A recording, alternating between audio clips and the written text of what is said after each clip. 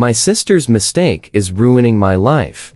I moved to Texas to be closer to my sister and her children, since she had no one else here besides her children's father. I lived with her for 2 months before getting my own place in the same town. I rushed to move out because her relationship with her kid's father had always been very toxic. And I couldn't stand to be around it, and it was causing problems between her and I as well. Once I got my own place, everything got a lot better. I was happy and financially free and thriving, while trying to file papers to bring my husband to the US, since he is from another country. Getting his papers proved to be harder than I thought, and we were told that it would be a few years before even having an interview. So we decided I would move back in July and live with him until then. Well, in May, after multiple fights and arguments and times of calling the police, CPS took my sister's children away from her and their father. My mother moved in with me that month to try and get the children with her, since I am technically not allowed to be a foster parent until 21 in the state of Texas.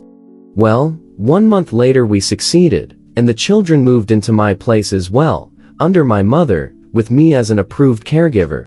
Since they are under my mom, CPS needed her to keep a job, which meant that I had to leave my job to stay home and take care of the children until CPS found and approved a daycare for them. I was finally able to start working again in August at a solar company, but after a month, found out that it was doing some shady or illegal things and left. Since then, I've just been falling deeper and deeper into debt and depression. My car is on the verge of getting repossessed. I have no way to pay my half of rent or any of the bills, and I've been struggling to find any job. My credit score has dropped from 705 to a whopping 576, so no one wants to give me a loan. I feel like I'm drowning and I don't know how to get out. Whenever I express this to my mom and sister, they say that it's life and that they're struggling too. But it's not my life. I was completely fine until this happened, and it wasn't my mistake that caused this. I love my niece and nephew to death, so I can't imagine doing anything different. But the thing is, my sister is still talking on and off to her toxic baby daddy and making the wrong decisions, and I feel like I've thrown my life away for no reason, and I find it hard to have any respect for her now. I ruined my life and my credit and haven't seen my husband in over a year, trying to help her with her mistakes, but when I advise her to leave her baby daddy alone, I'm told that it's not my business and it's her life and her choice, and I'm just so angry and heartbroken and lost. Thanks for listening. Comment. Help your mom find a smaller place and head home to your husband. Your mother is responsible for your sister's kids until your sister can get herself together. You've done and sacrificed enough to help your sister who refuses to stop making bad choices. If you stick around, you'll further lose yourself and will likely be rewarded with additional babies popped out by sis. But you have a husband. Shouldn't he be making money working in his home country and be able to get you out of this situation? If he can't even do that, then why do you even have a husband? You need to stop blowing your life up for other people. I get that all of this is the only way that your family works, but it's killing you, and it's killing your marriage. And you're getting nothing back other than pain, debt, hardship, and failure. You need to work out how to get back to your life. Because this version you're living now has a time limit, and it's expired. You cannot help anyone if your life just implodes. You cannot be a support for anyone if you are unable to even support yourself.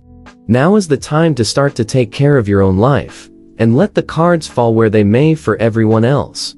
I get that you love your sister's kids, but you cannot do this for any longer and keep your life in any sort of order. Stop burning yourself to keep other people warm. God, I'm so sorry that this is happening to you. I might not have advice or anything to really help you, but just know that it's gonna be okay. Classic, I know, but hope is so important. Story 2. My boyfriend cried because he thought I left him. He came home late from an office party, already drunk, and had brought home drinks for me. I had a rough day at work and did not feel like drinking. So, after spending some time with him, I went to bed ahead. We keep alcohol at home, some gin, whiskey, the basics that we don't normally consume. I woke up to him still drinking, but we've been together long enough that I was confident that he knew when to stop.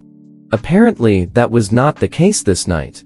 First, he went to bed giggly drunk and kept murmuring that he loves me and wouldn't stop tickling.me. I go to work pretty early compared to him, so I sighed in exasperation, told him we'll sleep on the couch, and left him dozing alone on the bed.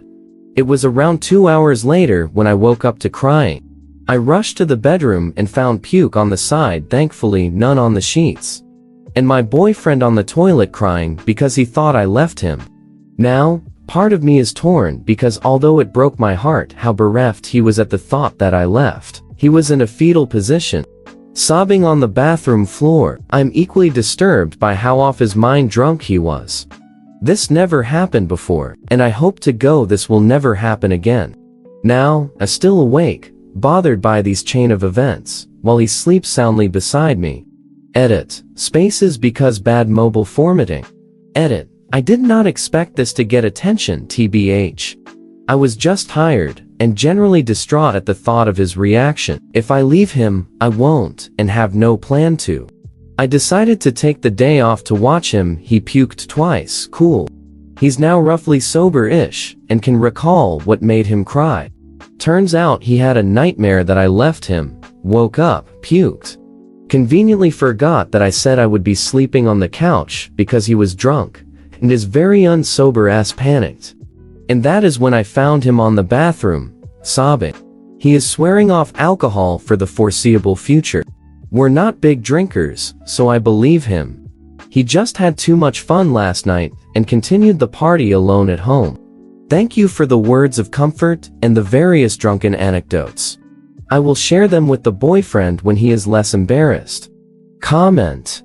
I have held back the hair of every woman I have seriously dated while they are vomiting due to alcohol. 99% of the time, it's because we were at a fun event, like a wedding reception or concert, etc. The endorphins were running high just from dancing and having fun. Then, we get home. Once that excitement wears off, they're drunk, all of a sudden don't feel so well. It just happens. I do agree with you. Ties into the concept of a time and a place. In some life circumstances, like a death in the family or whatever, may make someone go over the top with consumption from time to time. Alcohol is a numbing and euphoric drug. This is what can happen when you overdo it. I am so glad I met my wife after we had both decided we were done with that sort of shit. In the 13 years we've been together, neither of us has had more than 2-3 drinks in a night, tops. And we generally go weeks to months without having any alcohol at all. When I met my wife, she rarely drank. Then we had this spree of people getting married, going out to events, etc. She wasn't used to that and learned her lessons later in life than most. It happens. She is very introverted. I have a huge social circle. She really enjoys being a part of my circle of friends, because I've chosen them wisely, and they are good people. So, she had a lot of fun. My wife drunk me under the table on our first date. I wasn't a big drinker. She has seen me at my worst drinking, and I've seen her at her worst drinking. And I've held her hair back. Yeah, alcohol is numbing and a depressant. It's so it can turn from happy to bad, quick. I didn't think my wife left me, but I did get so drunk one time that I was extremely concerned that she didn't know or understand just how much I loved her, and it was my fault, so devolved into me just drunkenly insisting that she didn't understand how much I loved her until I threw up in the toilet. Something like this happening once in a blue moon isn't really that big a deal. I only drink occasionally, but sometimes once, maybe twice a year, if that I have a little too much and get sloppy drunk. It happens to the best of us. For someone with a testosterone-based hormonal system, having 5 or more drinks in a 2-hour span is considered binge drinking. SAMHSA defines heavy alcohol use as binge drinking on 5 or more days in the past month. So long as he's not getting absolutely hammered every time he drinks.